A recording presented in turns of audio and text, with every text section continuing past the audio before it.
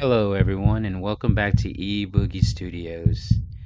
Let's imagine ourselves back in 1954. We turn on the radio. We're going to listen to our favorite series called Suspense. Hope you enjoy.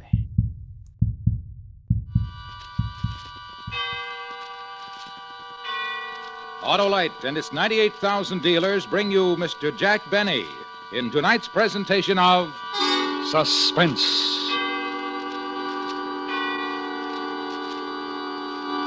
Tonight, Autolite presents the story of a successful bank robbery, including the astounding history of the unhappy man who perpetrated the crime. It's called The Face is Familiar. Our star, in his first dramatic appearance of the season, Mr. Jack Benny.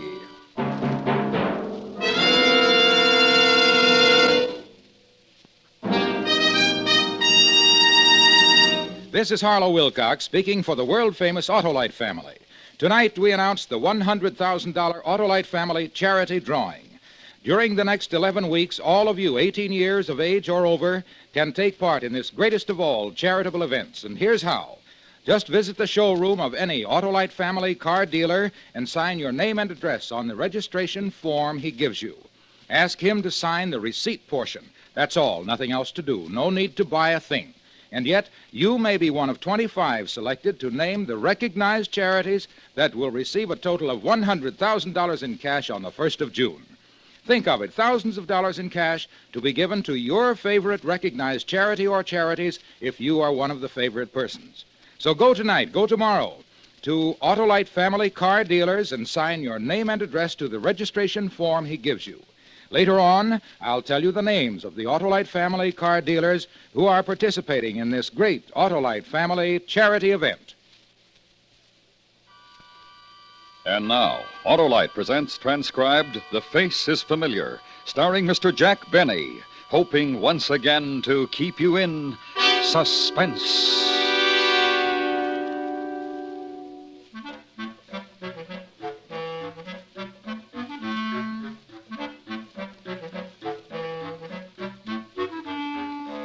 See, I still can't understand why they picked me, of all people. Me, of all people. That's why it's so hard to believe. That it all happened, I mean. But it did. It really did. Just because I like to go to the railroad station. Walk around, look at the trains, study faces. I never forget a face.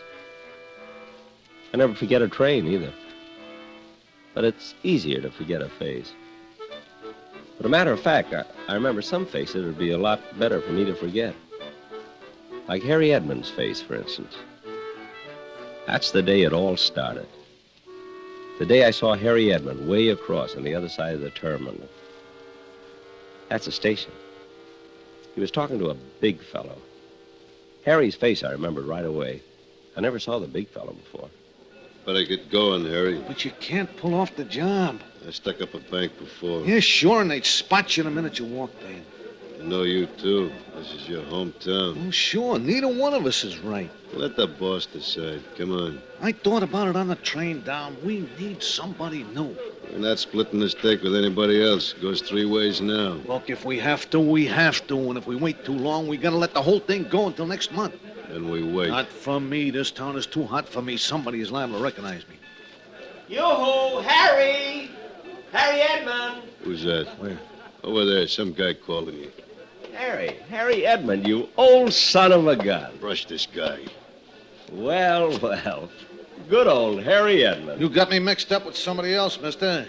No, I haven't. I know who you are. Yeah? Harry Edmond. You used to live on 12th Street and 2nd Avenue. What city? This city. Here. Don't you remember me, Harry? Can't say as I do, so... Harry! Oh, Harry Edmond! Harry! Hey, Harry. No kidding. You remember me, don't you? Seriously, Harry. You remember Pinky Smith? He had a wart on his finger. And Alan Davenport. He had a birthmark on his neck. Well, I'm Tom Jones. I have nothing. I'm clean. Brush him, get rid of him. No, wait. I think we got our answer. Hey, I think we got the agent paid to handle some of our bank business. Harry, try to remember. Go ahead, now. Try to remember. Yeah, 12th Street and 2nd Avenue. That's right. That's right. Well, I used to live around there somewhere, but I still can't... Let me give you a hint. Go ahead. Remember Gordon's candy store on the corner? And remember the great bunch of guys who used to hang out there? Yeah? And remember those pesky kids who used to tag along, nagging, saying, "Let us in. Can we come too?" Always pesting. Always trying to horn in. Well, one of them was me, Tom Jones. Remember me now, Harry? What'd you say your name was again?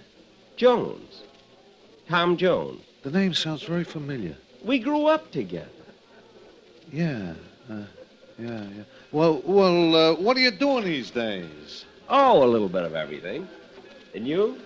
Banking. Oh, money, huh? Yeah. Well, that's a nice field. Well, I gotta go look at the people. It was good talking over old times with you, Harry. hey, come on. Oh, wait a minute. Look, you mind waiting a minute? What's your name again? Tom Jones. Remember? Oh, yeah, Tom. Yeah, well, wait a minute, huh? Well, I'm kind of busy. Lots of appointments this afternoon. Oh, I'd like talking over old times with you, Tom. Maybe we could have a drink and dinner. Well... On me. Oh, well, yeah. Good, except that Joe has an appointment here. Joe, couldn't you break it? Wait here a second. Tom Jones. Tom, yeah. Joe, come here. Let me talk to you a second. What? Now I know I got the answer. I know I found the pigeon who's going to do it for us. Let the boss figure that out. I tell you, I got it figured. Look at that guy. Yeah? He is it. Him? He don't look like nothing. Right, he's nothing. Isn't that what we want? Nobody that anybody ever saw before. Nobody that anybody would ever think of looking at twice. Job's ready. And if we don't pull it this afternoon, we lose another whole month, so come on.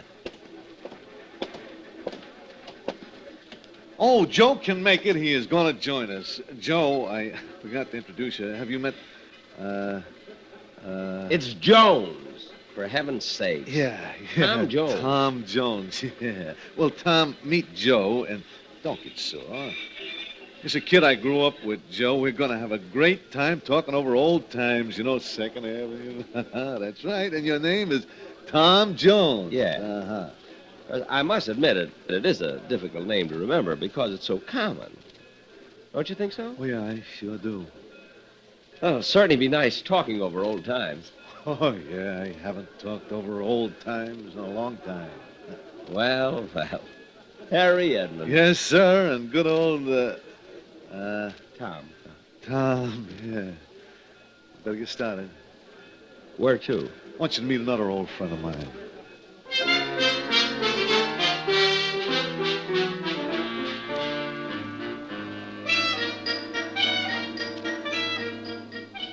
Harry must have been doing very well. Very well. I mean, for a man in the money game. He had a brand new sedan with real leather upholstery. I know it was real leather because that used to be my game. Leather upholstery. Not much money in it, at least not for me. But I didn't let Harry know that. No, sir. What if he ran into another old friend from 2nd Avenue and the other old friend said, "How's old Tom Jones doing?" And Harry said, "Not very well. Not very well at all." Well, that can hurt a man once it gets around. And then what happened? Well, when I came back to the main office, I said I want 40% commission from now on. Really? But, of course, that would have made me a partner, the boss said. Uh-huh. After all, Harry, I'm not the kind of a guy who can be cooped up in an office. I've been a road man. The lure of the open road. Oh, yeah. The call of the open streets. See, I'm an outdoor type of salesman. Something of the pioneer kind, you know? Pioneer? Yeah, pioneer, yeah. You see, there are those salesmen who are made for offices and those of us who get out and break the plains, so to speak. Tom, you surprise me. Oh, I could keep going for hours, Harry. Literally hours. Yeah, well, why don't you hold on to some of it till we have dinner? Oh, sure. Hey, I'll bet you never expected that pesky little kid who always used to hang around to get so big in his field. Oh, I certainly did. We could sure use somebody like you in our outfit, Tom. Really? Yeah. Well, now, that's very flattering, but I'm not sure it's right for me. I'd have to... Bet I could get you, I don't know, maybe 10,000 a year to start with. 10,000 a year, you say? Yeah. Well, I'd sure like to think about it. Well, you talk to my boss. Maybe he can convince you. I'm willing to listen, Harry. I'm willing to listen, all right.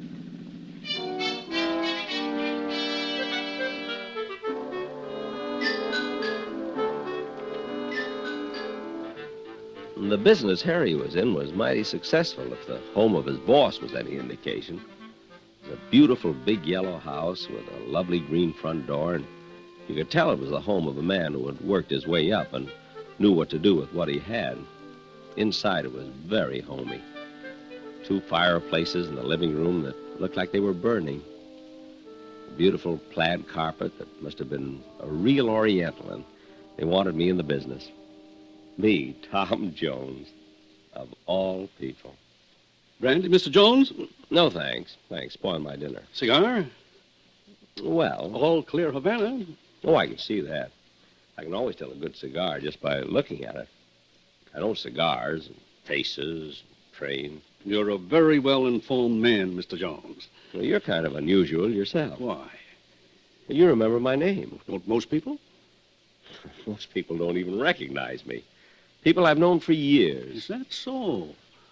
Now, don't get me wrong. It's an asset in my business.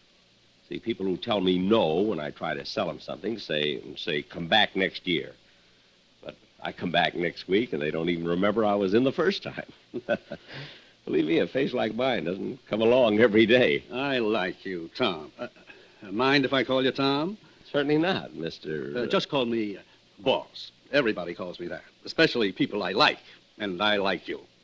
I like you, too, boss. Then you're interested in coming into the organization? Oh, I might give it a whirl. Let's put it that way. I wouldn't want it any other way. A trial for both of us. And the pay Harry mentioned? Oh, I told him a starting salary, boy. Let's talk about that at dinner. Come on, we'd better get started. Isn't 2:45 in the afternoon a little early for dinner? We have a few errands to do. Excuse us just a minute? Oh, of course, sure.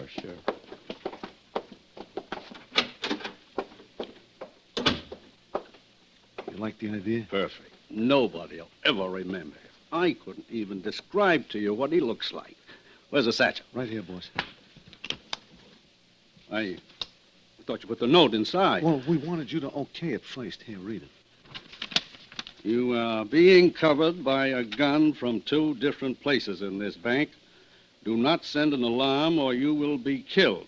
Put $50,000 in the satchel. That's it, on a note. How will you get him to take it in? I always come up with the answer, don't I? Yeah, sure, boss. Come on, let's go. Oh, we talked it over, and the boss likes you a lot. For the last time, it's Jones. Tom Jones. Yeah, well, I was That only was the kidding, best. Tom. Yeah. Well, all right. We better get started. Where to first? To the bank, Tom. That's very kind, but completely unnecessary. I don't need my salary in advance. I told you this is a high-class outfit. To the bank. Gee.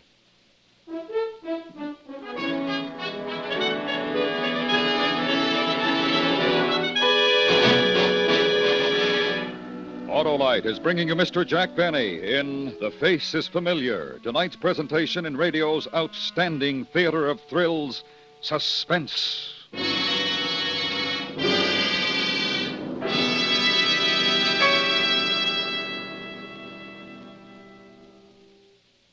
This is Harlow Wilcox again. Tonight, the worldwide Autolite family is privileged to salute a distinguished member, the DeSoto division of Chrysler Corporation.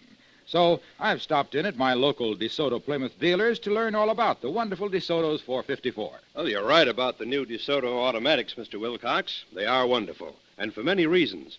For instance, there's the great DeSoto 170 horsepower Fire Dome V8 engine, the world's most efficient engine design. Well, explain why, Mr. Dealer. The secret's in the hemispherical design of the combustion chamber. That's where your fuel is exploded to give you power. This design squeezes every last drop of power out of your fuel. Lets you use regular gasoline for real economy. This, plus DeSoto's fully automatic power flight transmission, power steering, power brakes, and Autolite electrical equipment are just a few of the many reasons why the 1954 DeSoto automatics put you ahead automatically. Thank you, Mr. Dealer. Autolite is proud of its long connection with DeSoto and DeSoto Plymouth dealers everywhere. And now, Autolite brings back to our Hollywood soundstage Mr. Jack Benny in Elliot Lewis's production of The Face is Familiar, a tale well calculated to keep you in suspense.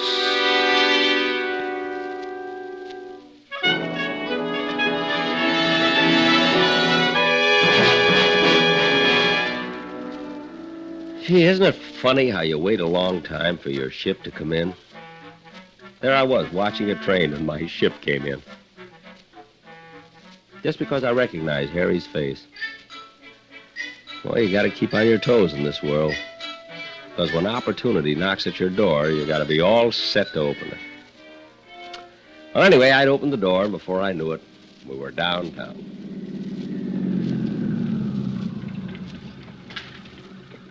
Gee, the bank already? I hardly noticed we were moving. Do you mind waiting a few minutes? Oh, not at all. I like you, Tom. Let me tell you, I like you, too. I'm certainly glad Harry met you after all these years. And I'm glad, too. I like Harry. And I like you, too, Tom. Tom, yeah. You know, I feel like I've known all of you. Just all of you since 2nd Avenue. Boss, I even feel like I grew up with you. Well, that's very nice of you, Tom. Who's going to get the payroll? Is that why we stopped at the bank? You pick up your own payroll? Sure, why not? For how much? $50,000. $50,000. And you pick it up yourself? It's my money, and I worked hard for it. It's my way. And if you don't like my way of doing things, Tom... No, not at all. I've always felt, personally, I've always felt that people should pick up their own money. Always. Especially if it's $50,000 or more. Besides, armored cars haven't been doing too well in the past few years. I like the way you think. Well, maybe we should all pick up the payroll. Wouldn't that make us a little too conspicuous? Yes. Besides, I want to discuss you a little more. I think you'll work out. Fine. Say, maybe Harry can pick up the money while we talk. I wanted to discuss you with Harry. Oh. Well, how about Joe? Joe picked it up last time. I don't like the same man going in twice in a row.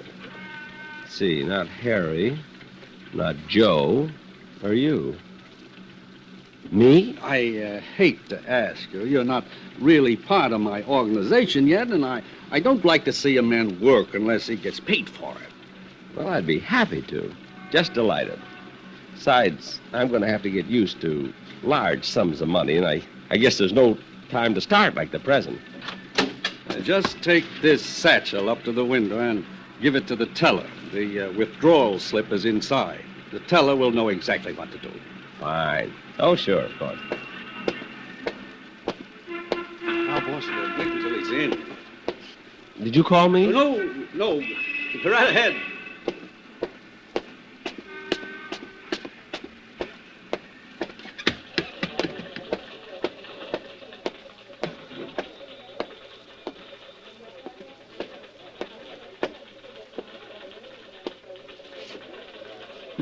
My, it's certainly crowded.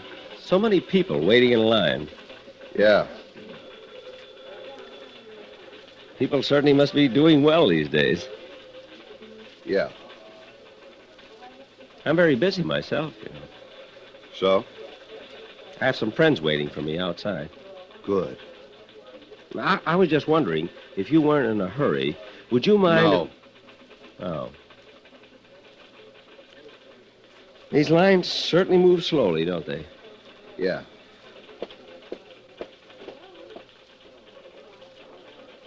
Well, he certainly took long enough at that window. Yeah.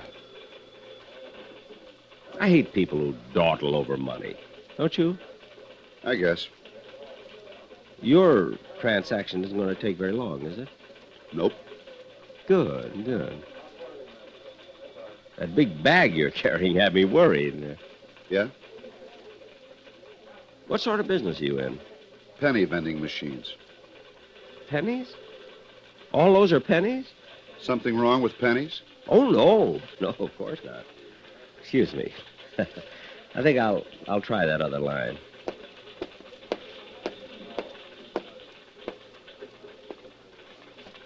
My, it's certainly crowded.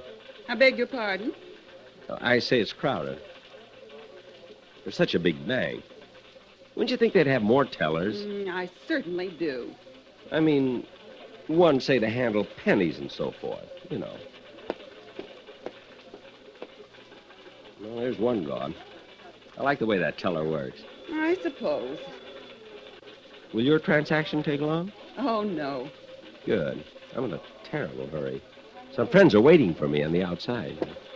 Next, please. Yes, madam. Well, in 1950, my husband opened an account in his name, a savings account. Then he transferred it to a checking account. Then we split up that money and opened a joint savings account and joint checking account. But we found out we didn't really close the other savings account. Of course, we thought we did, so some of our checking deposits have been... Look, don't you think you should see the manager instead of taking this teller's time? I'll handle this, sir, if you don't mind. Oh, no, not at all. Not at all. Madam, would you please take this up with the manager? But... If you don't mind, may I get to the window? Well... Yes? The withdrawal slip is in the bag. Oh, a withdrawal. Next window, please. Now, just a minute. You in there, teller. Open up. Yes, sir? See, I've been moving from line to line, and I insist you handle this. I'm sorry, sir. I can't violate the rules for anyone. But this is a very important matter, you know. This isn't just some piddling sum. How much are you withdrawing, sir? I believe it's $50,000. Oh, you're quite right. That is a lot of money. Now, will you please remove this bag and go to the next window? Well, all right. At least the lines are getting shorter. Yes, they are. Wouldn't you think a bank this size could afford a few extra tellers? Well, how do you mean? Like, say, one kind of teller to handle only pennies and another kind to handle matters of $50,000 or more. I beg your pardon? I suppose that sounds a little strange, but you'd be surprised how it would speed things up. Oh, I'm sure. And it needs it. See, I came in feeling fine, just fine. Now I'm nervous from waiting and waiting and waiting. I'll be through in a minute. Well, it's terribly important. You see, some people are waiting for me outside. Next, please. Here you are. 20, 30, 40. Thank you. Next, please. Yes, yes. Oh, wait, just a minute. Something wrong? I'll be back in a minute. My friends are calling me.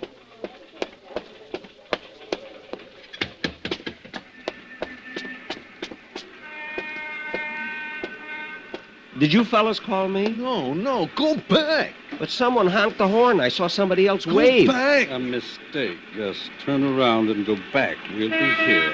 Oh, sure, of course.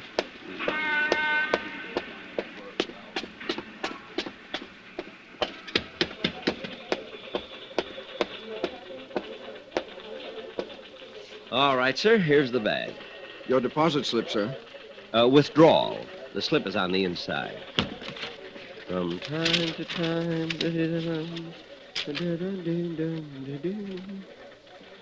Is this a joke, mister? Listen, you. I've had enough. Now, you can read, can't you? Yes, sir. Then don't dawdle. Do what it says.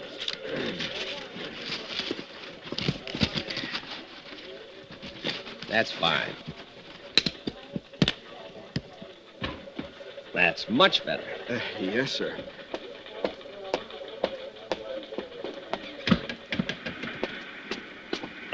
Come on.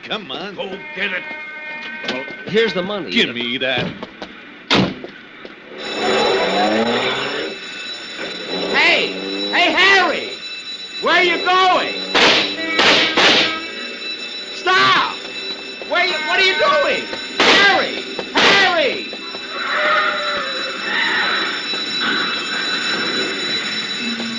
That got him. All right, Jenkins, take some rope down there and tie their hands. I set off the alarm as fast as I could, officer. Oh, come on, let's get down there. You can show me which one of those guys held you up. All right, officer. I'm sure I'll remember him. Hey, this is terrible. Step back, buddy. But it was me. It was you what? It was me, officer. Look, I took the bag in and I didn't know. Are you kidding? Tell her, look at me. I am. You must be nuts. No, I'm not nuts. It's me. Don't you recognize my face? Look at it. Nothing like it. What did the fellow look like? Well, he had a lean face.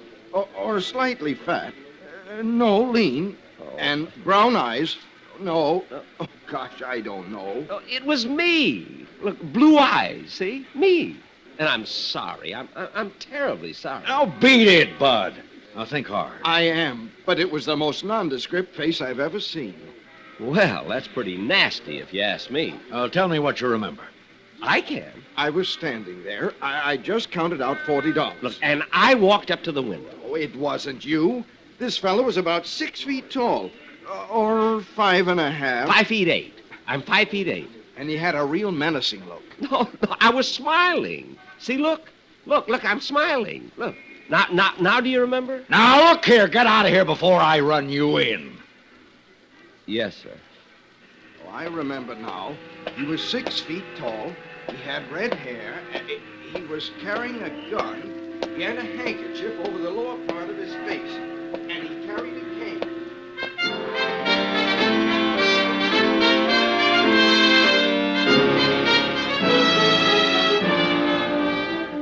Well, that's what happened. That was an eyewitness account of a bank robbery from the man who did it. Here I walked into the bank, robbed them of $50,000, and didn't even know I was doing it. Imagine. And nobody recognized me. They didn't know my face. You know, I bet I could walk into another bank and do the same thing. Nah, I better not.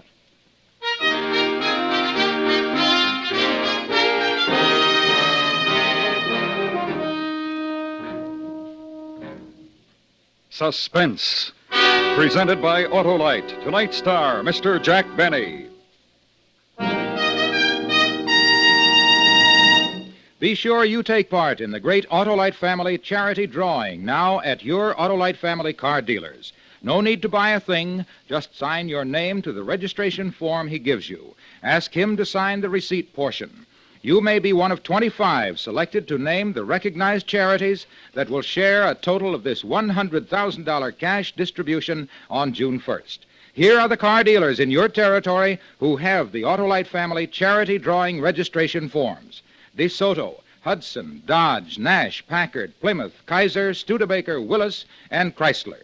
Visit them tomorrow. Fill out a registration form. Do your part to help favorite charities in your community share in this $100,000 cash distribution. Next week, a story based on fact. The dramatization of one man's deadly way of earning his living. All he needed was the morning newspaper, a telephone, and a gun. It's called Want Ad. Our star, Mr. Robert Cummings. That's next week on Suspense.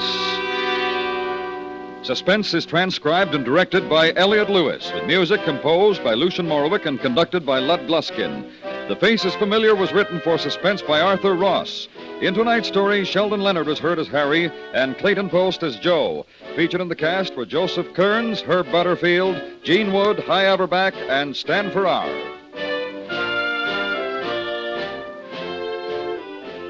The Jack Benny Show may be heard every Sunday on the CBS Radio Network.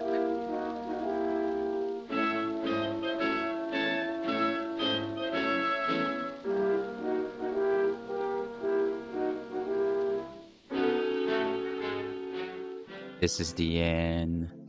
My only friend, the end. I hope everyone enjoyed today's episode. Share with a friend, like and subscribe, and go ahead and leave me a comment.